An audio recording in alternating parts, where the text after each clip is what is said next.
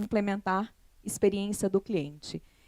Ali está meu nome, vocês me encontram nas redes sociais, podem me acompanhar. Só em relação a especialista, eu confesso que quando o Bruno me convidou, eu falei assim, cara, e agora, né? O que eu falo, o que eu faço? Coloque especialista, porque no final eu sou sempre especialista em CX, mas, na verdade, hoje, na empresa onde eu trabalho, até dezembro, eu tinha gestão da estratégia, eu era gerente sênior de experiência do cliente, estratégia de experiência, gestão da estratégia, como é que eu trabalho canais e como é que eu posiciono a minha marca. A partir de vários trabalhos que nós fizemos em experiência do cliente, a empresa descobriu que havia um nicho de clientes, né, dado todas as análises que nós fizemos e estudos anteriores da empresa, que existia um nicho de cliente que a gente estava não considerando de alta rentabilidade. Então, a partir de janeiro, eu assumi a diretoria de comercial e negócios para clientes de alto valor, para, então, na prática, implementar a jornada e a transformação na empresa para que a gente tenha esse cliente aí bem atendido e, de novo, com o desafio provável de ser os clientes com maior potencial de valor para o nosso negócio. Então, é só para trazer na prática o poder que se tem em experiência do cliente. Né? Então, guardem isso aí, que vocês podem fazer muitas mudanças na organização. Bom, falando um pouquinho de mim aí, tem texto aí para caramba, mas eu tenho mais de 20 anos de experiência, sempre focado na área de marketing, já passei por customer service, por operação de call center, em indústrias de varejo, então foram 19 anos em telecom, e mais ou menos há 3 anos e meio eu mudei totalmente de indústria, que é a Yara Brasil, que é onde eu estou hoje, que é uma indústria química, né, uma indústria de fertilizantes. Alguém conhece? Olha, tem gente que conhece, que legal. Porque normalmente não se conhece porque fertilizante não compra na prateleira, né? Fertilizante a gente não usa, a gente não está no livro, né? A gente não consome isso, né? E esse é um dos grandes desafios, inclusive, interno, né? Como é que você trabalha employee experience, employee engagement, se você não consome o produto que a sua empresa vende, né? E aí, aqui tem a minha formação, mas eu queria chamar a atenção a um ponto, né? Eu faço mentoria em CX e mentoria em liderança feminina, e tem um ponto que eu até comentei com o Guilherme, né? Change Management. Quem conhece, quem já ouviu falar, quem atua com change, pouco se fala, mas change management talvez seja um dos grandes pilares de sustentação de experiência do cliente. Não existe experiência do cliente, mudança de organização, sem você falar em gestão da mudança. Então, fiquem curiosos aí, procurem saber, porque a gente pouco fala, é também uma disciplina muito nova, assim como o CX, mas ela complementa muito do trabalho aí, do desafio de quem vai cuidar aí de CX. Bom, então, apresentando um pouquinho da Yara, nós somos hoje no mundo em torno de 7 bilhões de habitantes. Em breve, seremos mais de 9 bilhões de habitantes. E aí, nos próximos 50 anos, a gente vai precisar produzir mais alimentos do que produzimos nos últimos 10 mil anos.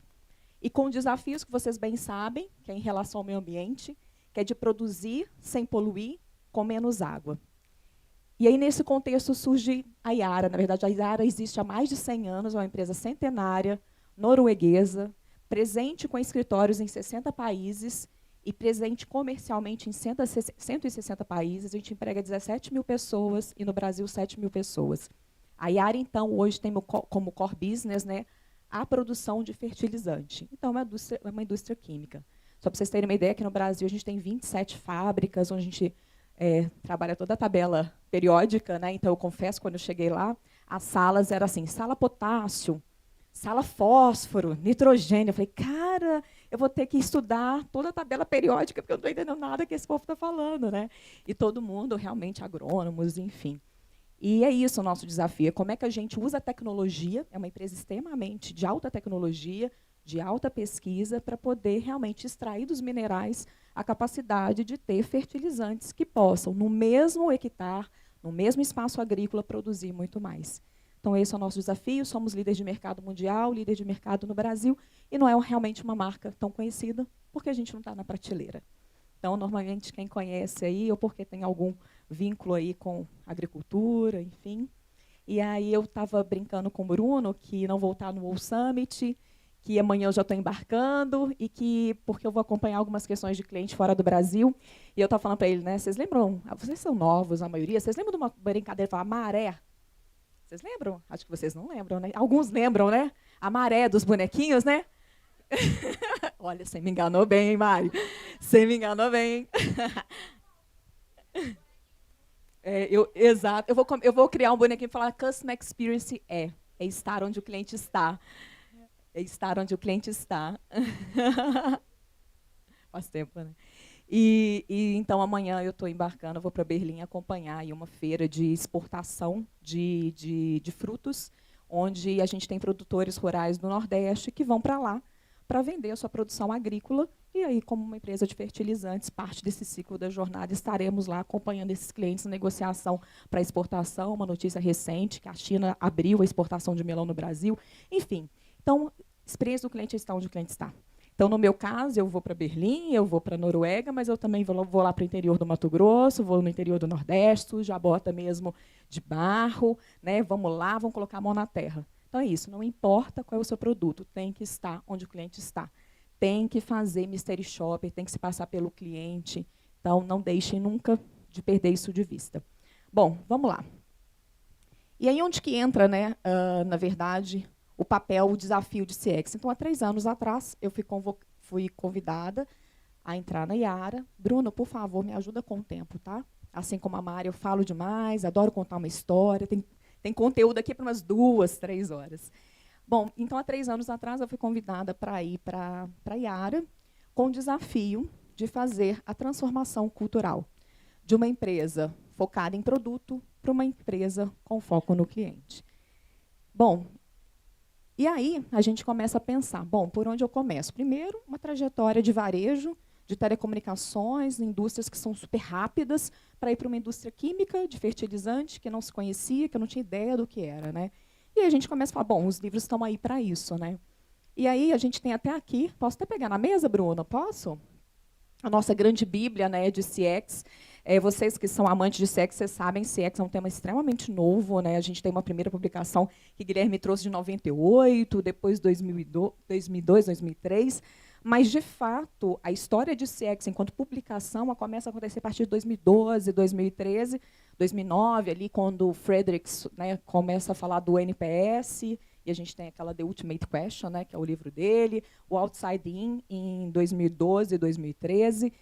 E lá fala-se muito dessa teoria, né, de como que a gente faz, de fato, a implementação de uma cultura com foco no cliente. E aí ele traz 6 pilares nesse livro: estratégia, entendimento, desenho, cultura, governança, mensuração. Eles falam, então tá fácil, né? Como a Mari falou, né? Tem uma receitinha de bolo, né? É assim que funciona? Infelizmente, como a Mari já fez o spoiler, né? Não existe muita receita de bolo, né? A boa notícia é que é uma jornada, né? CX não é um projeto, é uma jornada, é uma estratégia de negócio, ela não é call center, a gente já falou sobre isso muitas vezes, né? Ela tem que estar na estratégia, ela tem que estar na organização, não é um projeto, não tem começo, meio e fim. Mas a má notícia é que a gente, e desculpa pelo inglês, né? Mas tem coisa que é difícil traduzir, né? Mas a má notícia é que não é one size fits all, né? Não existe uma fórmula mágica, né? E cada um vai encontrar esse caminho de fazer baseado na sua situação particular. Então, também, reforçando a mensagem que a Mari trouxe, cada um, dentro do seu negócio, dentro da sua empresa, precisa realmente descobrir por onde começar, né? Aquela cara do desespero. Vocês imaginam, gente? Faz um exercício de empatia, né? Que é a base de CX. Vocês imaginam uma pessoa de 19 anos de telecom, de marketing, de digital, chegar numa indústria química e falar, cara, eu não sei o que esse povo está falando. Então, você fica meio desesperado, né? E aí você vai e faz o exercício realmente do por onde começar, que é, qual é o seu starting point? Né? Imagina você está diante de um carro, né? Qual que é a quilometragem até ali que aquela empresa já rodou? Qual que é a história dessa empresa até aqui? O que ela tem pela frente? Né? O que você pode entender do que se passou até ali para daí para frente você desenhar o que seria melhor, o que cabe mais àquela empresa.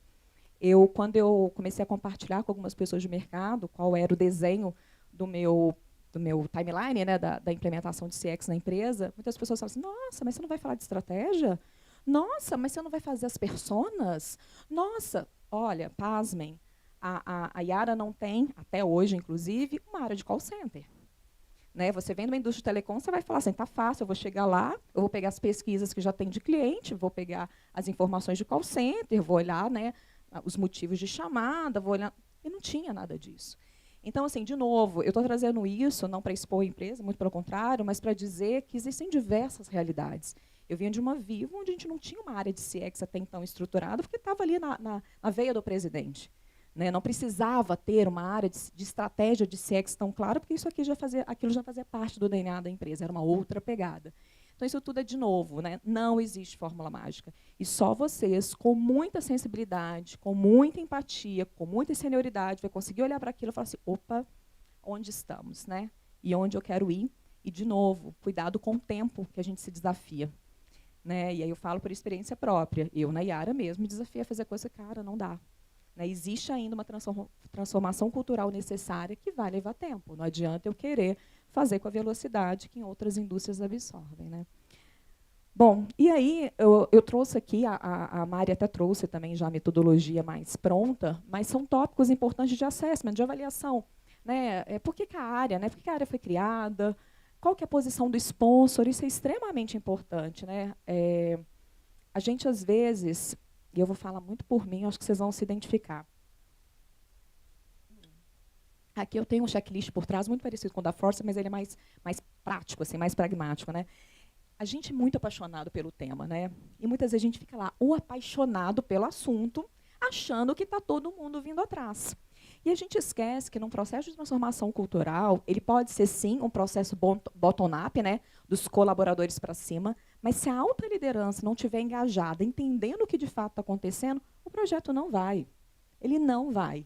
Então, de novo, isso aqui é importante para a gente entender de onde nasceu, por que nasceu a área, quem é o sponsor do projeto, é o presidente, é o diretor. Não, nasceu porque um gerente lá queria, achou bonito, porque está na moda. Isso é importante, porque lá na frente isso vai definir a velocidade com que vocês vão conseguir implementar. Então, vou falar um pouquinho do meu caso. Né? A área foi criada, a gente tinha um expatriado, um executivo da empresa dos Estados Unidos que tinha vindo para cá. Estados Unidos, o tema é muito mais evoluído, e ele viu que a gente precisava ter uma área de CX. Ele foi embora depois de um ano, e a gente começou a ver que existia um gap, que a gente precisava que a liderança começasse a patrocinar mais. E eu comecei a produzir coisas, e eu estava à frente, e um belo dia eu me dei conta que não adiantava a Luciede, como gerente sênior de experiência do cliente, estar à frente dos workshops, fazendo workshop com a liderança e tal, se o presidente não estivesse ativo, assim como todo o primeiro nível da empresa. Então, a gente deu um passo atrás e foi trabalhar melhor liderança.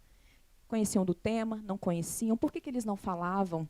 Eles sabiam da importância, mas por que eles não falavam? Porque eles não se sentiam preparados para falar.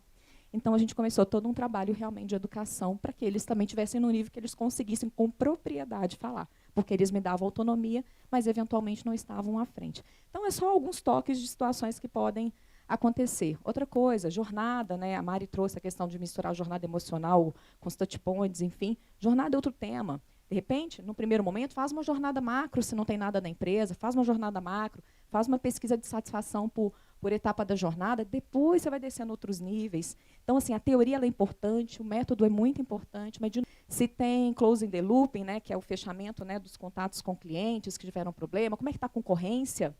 Né? Muitas vezes a gente tem a expressão em inglês do Bailey View, né? Muitas organizações têm ali o meu mundinho, né? Mas como é que está a concorrência? Direta e indireta, né? Vamos olhar para o lado e vamos olhar para possíveis empresas substitutas, enfim. E para a gente nunca ignorar qual é a cultura dessa empresa.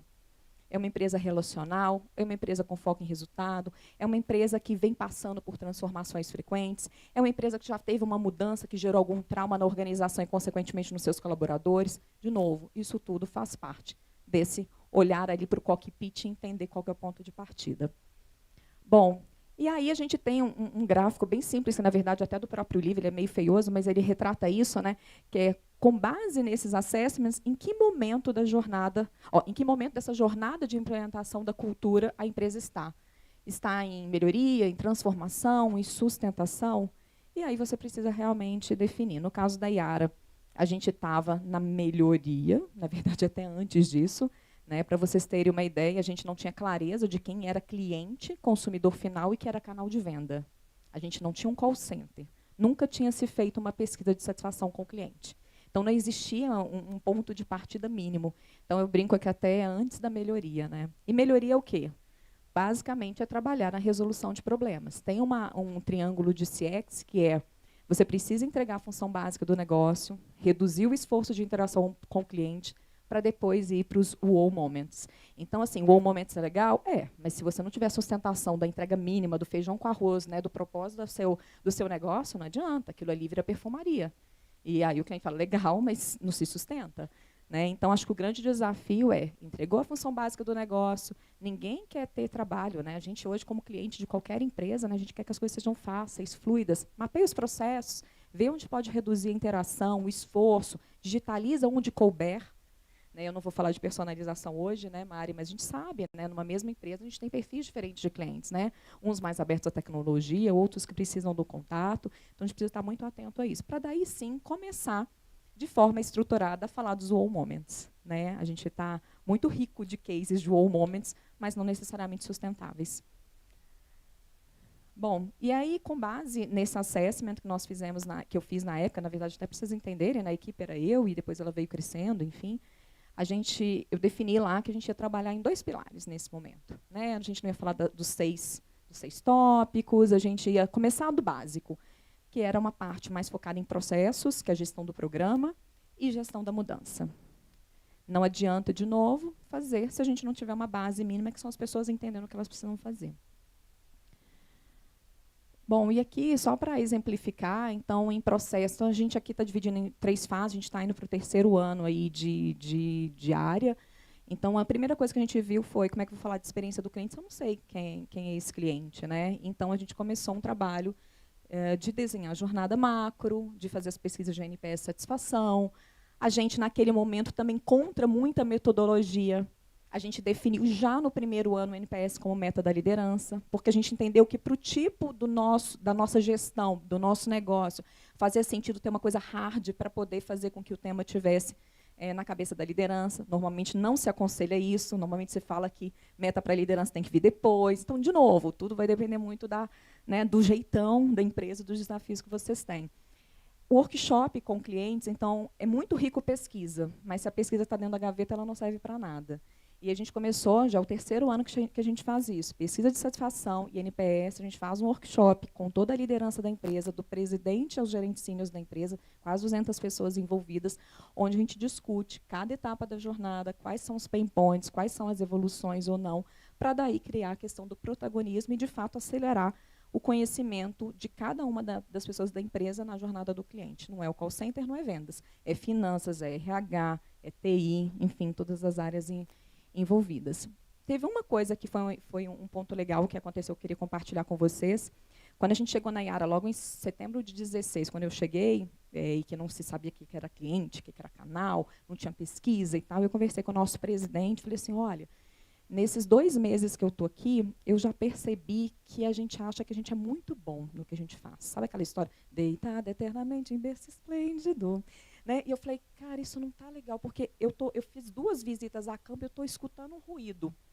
Não é uma pesquisa, eu não tenho ainda valores significativos para dizer que a gente tem um problema, mas alguma coisa não está me cheirando bem. E aí, no meu onboard, nos meus 2 primeiros meses de onboard, conversando com a Asa, eu falei, cara, vou dar um processo recente. E era um processo de entrega. Falei, a gente tem alguma coisa aí.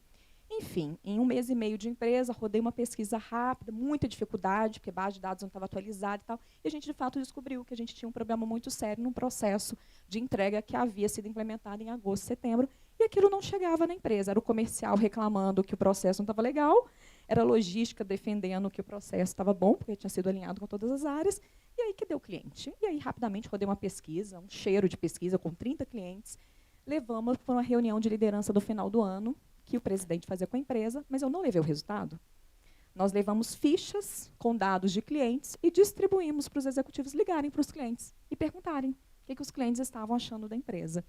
E aquele momento foi muito rico, porque foi a primeira vez que a empresa, enquanto liderança, se deparou que, de fato, havia esse um problema, porque a maioria das ligações, primeiro, muitos não conseguiam falar, que os dados estavam errados, então já era um ponto de atenção.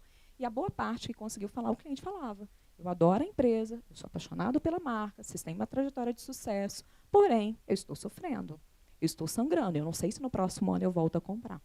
Um balde de água fria, mas realmente ele foi um ponto importante de realmente entendimento de que não dava para continuar fazendo aquilo que vinha sendo feito até o momento. Então, só umas dicas de coisas que a gente pode fazer para poder mobilizar a liderança. Também, na época, mesmo sem ter toda a jornada mapeada, todos os processos chaves também, escolhemos um processo que a gente entendeu que era mais chave também, melhoramos o processo. Então, de novo, pincelando coisas para que a gente possa mostrar que CX não é algo só lúdico, né? CX ainda tem muita confusão de conceito de CX, que é só de call center, ou que é uma coisa que não traz dinheiro para a empresa. Não é assim? Nossa, mas como é que isso aí gera valor para a empresa? E então, a gente começou a mostrar e contabilizar, quantificar, né, o que aquela melhoria no processo poderia trazer de mais compra, de aumento de ticket médio. E aí, já na fase 2, a gente começa, então, cada vez mais a acelerar a tratativa dos issues e com a implementação das pesquisas mais contínuas, follow-up de plano de ação com as áreas. Então, a gente tem as ações, tem um sponsor, e a gente tenta ter como rotina o líder e dar a satisfação num grupo de executivos, né? Então, para criar corresponsabilidade, não é a área de CX. Né? No início, foi até bem difícil. Né? Não, mas CX que tem que cuidar, né? A gente já falou disso. Né? CX que é dono da experiência, CX que tem que acompanhar. Não, CX é o facilitador. O CX dá a voz do cliente dentro da organização. O CX dá o caminho. Mas a execução das melhorias está na área de finanças, está na área de crédito, está na área de operações, enfim. E uma coisa também que a gente começou a fazer foi os indicadores de negócio. Eu não sei se vocês têm, mas normalmente a gente usa recompra, churn, ticket médio. Então, foi uma forma também que, na época, a gente encontrou para também dar um próximo salto de engajamento, principalmente da liderança. A gente começou a traduzir o quanto que a saída do cliente gerava de perda financeira para a empresa, qual que era o impacto no EBITDA da perda de cliente dos últimos X anos decorrente das insatisfações. Então, foi uma forma também que a gente encontrou, assim como, agora já nesse ano, a gente já evoluindo no ticket médio e também no índice de recompra. Então, de novo, né, eu falei bastante isso lá no CX Summit, né, precisa quantificar. A gente precisa ter a voz do cliente, precisa falar do problema, precisa ter o projeto, mas tem que traduzir isso em número, nas finanças, né, como é que isso dói no bolso. Porque a gente sabe que cliente é importante, cliente está no centro, cliente não existe, como eu brinquei no início, né? A empresa existe sem um cliente, mas o cliente, quer dizer, a empresa existe sem um cliente, mas o cliente ele pode procurar outras opções, né? Quer dizer, ao contrário, né? O cliente existe sem a empresa não existe sem o cliente. Mas, no fundo, no final, a gente é muito regido ainda por uma questão de, tem que dar resultado, tem que dar resultado para o stakeholder. Tá bom, então vamos transformar isso aqui em número. E foi um baque também, quando a gente viu quanto de dinheiro a gente havia perdido nos últimos 4 anos, só da gente não estar trabalhando relacionamento e recompra de clientes. E vocês sabem que tem aquela máxima de que custa-se 5 a 6 vezes mais para trazer um novo cliente.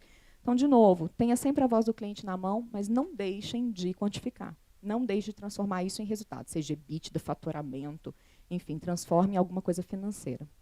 E agora, na fase 3, a gente está indo, claro, continuamos com tudo que a gente vem fazendo, mas a gente começou agora a trabalhar um outro ponto que também foi citado, que é proposta de valor.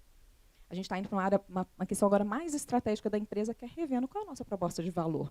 Tá bom, estamos na fase que a gente sabe agora quem é o cliente, a gente sabe qual é a jornada macro, a gente sabe quais são os problemas, a gente sabe quais são as principais mudanças que precisam acontecer, já quantificou qual que é a perda do cliente e o ganho do cliente, mas e a nossa proposta de valor? Será que não está na hora da gente revê-la? Então, a gente agora está conduzindo um trabalho para revisitar essa proposta de valor. Então, de novo, reforçando o quão CX pode ser estratégico dentro de uma organização, a ponto de, eventualmente, dependendo do que sair nesse trabalho de proposta de valor, a gente pode mudar totalmente o posicionamento da empresa. Né? Vide a criação recente da minha área para cuidar de um nicho de clientes específico. Então, isso não tem, assim, eu falo, o poder de CX ele é gigante. Lembrando que a gente também precisa começar a culturar o mercado, que CX não é só operações de call center, que não é só vendas. Quer perguntar? Então, aqui a gente está falando praticamente em anos, né, mais ou menos 1, 2 anos. É legal a sua pergunta, porque a gente sempre fica nessa ansiedade. Né? E eu falo por mim, eu falo assim, cara, mas isso está demorando demais. Né? Então, e aí eu li uma matéria esses dias da Virgin, né, que é de telecom nos Estados Unidos, ela falando que só naquela fase do Improve, olha, uma empresa gigante nos Estados Unidos, levou 4 anos. Então, assim, de novo, depende muito do starting point. No nosso caso aqui, a gente está falando da primeira fase mais ou menos de 1 ano, aí aqui issues com a fase 3 mais 1 ano e meio. A gente está agora, eu fiz 3 anos de empresa, mais ou menos 3 anos aí dessa jornada. Tá? Aí é engraçado que a gente começa a ter, mas aí o povo pergunta, mas aí evoluiu ou não evoluiu? Então a gente tem pesquisa de prontidão, a gente tem pesquisa com colaboradores para saber a evolução de um ano contra outro, mas para mim o melhor termômetro é quando a gente tem colaboradores novos chegando na empresa, eu bato um papo e falo assim, não, porque aqui tem foco no cliente, né? Tem sempre uma iniciativa, eu falo, nossa, um tempo atrás ninguém sabia que era cliente aqui dentro, né?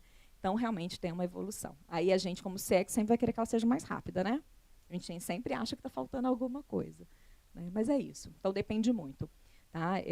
E outra coisa também que é importante, né? Essa frequência, essa continuação dos trabalhos. Né? Eu já tive umas situações em algumas outras empresas, trabalho magnífico em um ano, mudou a gestão, aí CX morre. Aí depois começa tudo de novo. É quase que você rasga um projeto de 1 ano e meio, já a ponto de maturar, porque mudou a liderança. Né? Então, isso também requer do profissional de CX muita resiliência, porque isso vai acontecer. Né? Eu brinco que CX, né, é um passo para frente e um passo para trás. Seja em decorrência das áreas que a gente precisa influenciar, seja inclusive da liderança. Muitas vezes troca, a gente sabe que isso acontece. E aí, dependendo de como vem a nova liderança, o push pode ser outro e a área de CX pode perder prioridade. Por isso que quanto mais conectado com o resultado financeiro a área de CX estiver, mais fácil é sustentar em momentos de mudança de gestão. Bem? Bom. Eu voltei. E em relação à gestão da mudança, né, então a gente fez um trabalho, de novo, a gente entendeu que a empresa vinha realmente de uma cultura muito forte em produto, é uma empresa química, a gente não tinha muito essa cultura de falar de cliente. Então, a gente entendeu que a gente precisava fazer um trabalho de gestão de mudança, trabalhando liderança, colaboradores. Então, aquilo que eu comentei, no seminário de líderes que nós fizemos com a questão, né, da ficha para ligar para o cliente, né, porque uma coisa, tanto é que quando eu soltei o resultado da pesquisa lá, eu lembro direitinho, não, essa pesquisa está enviesada, vocês escolheram a amostra. Né? Aí eu falei, cara, isso não vai para frente. Né? E não é normal, acho que ninguém nunca ouviu isso, não é assim? A amostra está enviesada, não sei o quê. Eu falei, poxa, eu vou ter que achar uma outra estratégia. E foi de onde surgiu as fichas, né, para a própria liderança ligar. Muito one-to-one com a sponsor, tenta identificar quem são os grandes líderes, influenciadores dentro da sua organização. Né? E aí, quando eu falo de líderes, né, liderança direta e indireta, quem são os influenciadores dentro da sua organização? Puxa para o seu lado, explica o que é, engaja essas pessoas. Tem muita gente que fala, os embaixadores, não precisa criar nome. Se puder criar, legal, mas não precisa, pode ser mais simples. Né? Às vezes a gente também quer o ótimo é inimigo do bom. Pode ser mais simples, acha as pessoas, chama para conversar, toma um café, coloca palavras na boca da pessoa, e aí você vai criando aquela rede de influência positiva.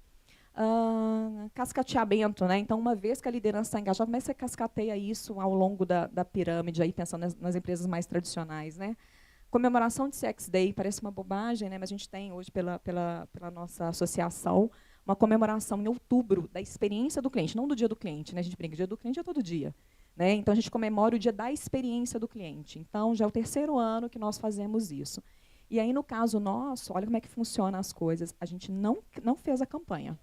A gente pegou os gerentes das fábricas e falaram, olha, nesse dia a gente vai ter a comemoração da experiência do cliente. Você precisa falar do cliente. Faça o que você quiser. E saíram coisas magníficas. E a gente tem 26 plantas em todo o Brasil. Cada um fez de um jeito. Teve gente que levou cliente, teve gente que estourou balão, cantou parabéns. Não importa, porque cada área da empresa, cada lugar tem o seu jeitão. O importante é que se fale de cliente. E aí, na questão, no corporativo, a gente trabalhou bastante treinamento, criamos camiseta, enfim. O importante é colocar o cliente na boca das áreas. Outra coisa muito legal, que no caso nosso funciona, que é a indústria, e aí, no caso de vocês podem pensar em algo parecido, a gente tinha nas plantas os operadores de fábricas, que são quem prepara o fertilizante, nunca tinham ido numa lavoura. Nunca tinham ido ver como é que aquele produto era aplicado. E aí, nos últimos 2 anos, a gente tem feito nas plantas um trabalho para um dia da produção. E nesse um dia, eles vão conhecer, na voz do cliente, como aquele produto é aplicado, como aquele produto chega, qual que é a dificuldade dele tirar o produto do caminhão, por que o produto tem que estar bem acabado, por que né, o produto tem que estar bom, porque senão entope lá a plantadeira. Então, coisas desse tipo que vocês podem pensar também. Como é que você cria ações diferentes, que não é só ir visitar o cliente, para que a equipe interna, e aí nesse caso a própria fábrica, né, conheça um pouco do impacto do seu trabalho no todo. Agora mesmo, na sexta-feira, eu recebi um cliente lá no escritório, trouxe o pessoal de crédito, porque eu sabia que o cliente já tinha um problema com crédito. Foi uma reunião ótima, o crédito ficou super agradecido, porque eles não tinham essa visão, né, do tamanho do cliente. Então, enfim, visita cliente é positiva, ouvir chamada é positivo, mas pensar um pouco diferente também, né, para criar situações que fiquem mais próximas com a área que você está tentando sensibilizar. Bom, muito workshop, a gente falou das matérias internas, isso é muito positivo quando você trabalha o engajamento dos colaboradores, assim, fulano está fazendo, você viu? Ai, vamos fazer também? Nesse ano, no workshop de 2019, nós fizemos uma premiação no palco, que o presidente e os nossos diretores convidaram algumas pessoas chaves que tiveram melhorias expressivas em processos com foco no cliente. Teve gente depois, ano que vem eu quero estar no palco. Nossa, a gente está fazendo um workshop lá que a gente vai descobrir, estamos fazendo um Ishikawa, né, que é de mais de processo, estão fazendo um Ishikawa, um Kanban, nós já descobrimos algumas coisas, nós vamos fazer. Então, assim, esse burburinho, ele gera... Não é uma questão de competição? Pode ser, mas assim, eu quero estar no holofote, eu quero estar lá, eu também quero fazer a diferença. Então, de novo, coisas pequenas, elas vão gerando esse movimento que não dá para quantificar, mas ele acontece, ele é muito positivo. E não tem volta. E não tem volta. Eu brinco, é uma contaminação positiva, né? Eu falo, né, que eu queria estar com uma seringuinha assim, ó, aplicando CX em todo mundo. Então, é a forma que a gente está encontrando para fazer. E agora, na fase 3, pensando aí ao longo desse ano, aí todo mundo falou, não, mas vocês não têm comitê de clientes? Não, não temos comitê de clientes. Hoje, a Yara ainda não tem uma área de call center, então hoje eu não tenho, com tanta rapidez, dados qualificáveis para eu fazer um comitê de clientes com alta liderança. Esse ano a gente começa a ter. Poxa, mas não é possível. De novo, é possível. Depende da sua realidade, né? E aí, dependendo da sua realidade, você vai ter que encontrar formas diferentes de fazer. Uma coisa que a gente está fazendo esse ano também, que é muito próprio de indústria, que é o regra de ouro. Na maioria das indústrias, preza-se muito pela segurança. Então, estabelece regras que, dependendo se a pessoa cumpre ou não, ela pode, inclusive, ser mandada embora. Então, só um exemplo, trabalho em altura. Né, X metros do chão, você tem que usar um equipamento X. Se a pessoa não usar, dependendo da situação, ela é mandada embora na hora. Só dando um exemplo, tá? A gente trabalha com químico, então, se ele manusear alguma coisa sem luva, ele toma uma advertência, pode ser mandado embora. No caso nosso, o comercial, ele tem que dirigir durante um determinado horário, não pode mexer no celular. Se mexer, é mandado embora. Coisas desse tipo. O que nós fizemos? Dada essa cultura já existente na empresa, a gente está adaptando a regra de ouro para ser uma regra de ouro com foco no cliente. Então, a gente fez um grupo de trabalho com 30 líderes que voluntariamente se prontificaram a trabalhar conosco no ano passado. E a gente discutiu dentro da jornada vários pain points e a gente chegou em algumas regras de ouro que agora esse ano a gente implementa. Nossa, mas vai chegar a demissão? Talvez não chegue a demissão.